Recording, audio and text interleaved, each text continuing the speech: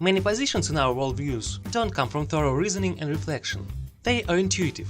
The equally intuitive presupposition, "this opinion is mine, therefore this opinion is almost certainly true," is very bad guidance. Yes, each of our opinions has its reasons, and the reasons are often quite strong, but they rarely include objectivity, evidence, consistency, and other characteristics that we attribute to our views. Generally, the reasons can be narrowed down to the following list: indoctrination by parents and the environment, with a lot of regressive tendencies; personal experience, filthy with cognitive biases and statistical errors; words of a person who is respected by us, but has the same flaws in forming ideas as we do; aesthetic or other appeal of an idea, or wishful thinking; compliance with an ideological narrative, always deformed by other ideas in our heads. There is quite a bunch of things on which an absolute majority of us has completely intuitive but very strong beliefs that almost no one will give up easily. Here are just a few examples of such topics: childbirth and parenthood, sex and gender, race and ethnicity, surrounding people and their character, meat eating, justice and morality, aesthetics, laws and rules,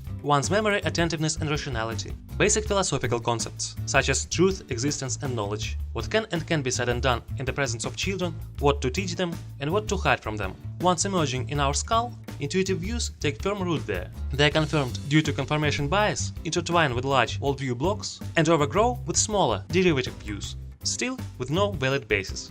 As soon as our intuitive views are challenged, instead of examining them for consistency, we simply come up with rationalization for an assertion that is adopted or adored by us. Rationalization can be banal, like homosexuality is unnatural, but can take the form of a huge philosophical opus, which is much harder to analyze for fallacies. Sadly, more often than not, one's intelligence and sophistication lead not to greater rationality, but to more intricate rationalizations and more elaborate error hiding. It's not something to be embarrassed about. Those are normal human limitations. We can't escape them and can't overcome them. However, we should always bear it in mind. Not to lock horns with somebody as soon as there is an objection, but to carefully check whether our idea has a leg to stand on, what could directly or circumstantially affect its development and reinforcement, what would be the costs of potential fallaciousness of the idea, and what are we gaining from its correctness. We shouldn't get angry at others if their views are different from ours or seem unfounded to us. Everyone has reasons for their opinions, just like we do. The best we can do is to help them clarify the details and nuances, and while doing that, we may happen to discover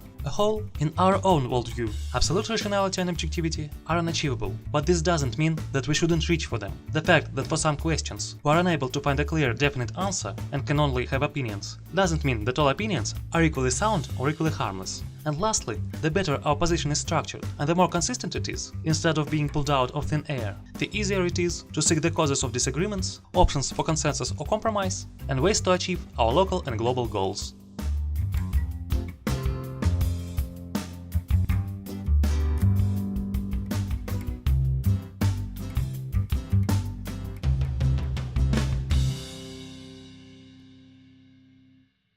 Doesn't mean that all opinions are equally sound or equally harmless.